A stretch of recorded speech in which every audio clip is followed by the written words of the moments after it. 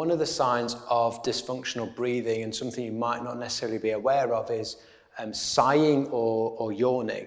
And that's a sign that the body is sort of not happy with our current breathing, right? And we every now and again start to take a sigh, and as you start to listen to this, you'll start to be aware of it and notice it potentially in yourself, and you'll notice it in other people.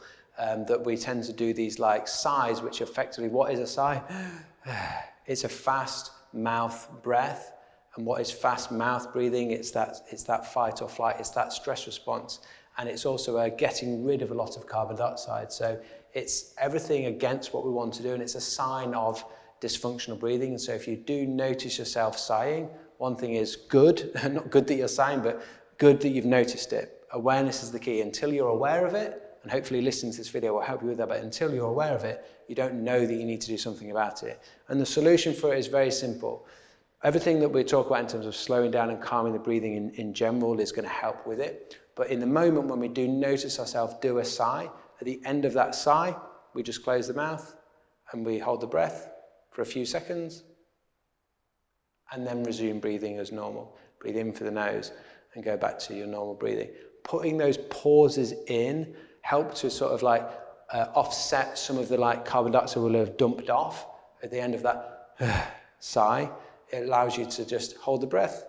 It might be 1, 2, 3. When you start to get comfortable, it might be 5 or even 10 seconds when you start to get better at this. When you're starting to do a 10-second like relaxed hold after a sigh, you'll find that the number of times you sigh will almost disappear. But to start with, just to hold the breath for like 2 or 3 seconds after a sigh might be plenty enough. So don't make it stressful at all, but just make it a point of awareness and just offsetting some of that carbon dioxide that you've just breathed out. We hold the breath to allow that to build back up, so we're not affecting our sensitivity to carbon dioxide, and we're helping us to improve our tolerance of carbon dioxide. So that's something that you can do. It will be good because you're thinking about that. You're thinking about doing that. It's going to make you more aware of when it's happening, so you're going to be able to do something about it. And for a lot of people, when we're struggling with stress and anxiety, they find this one really helpful in terms of just having that, hearing that sigh is the trigger to remind yourself to pause. And just enjoy that pause, because a lot of the time when we are in situations of being stressed and anxious, like everything's happening and everything's busy and there's no pause, like everything's rushing.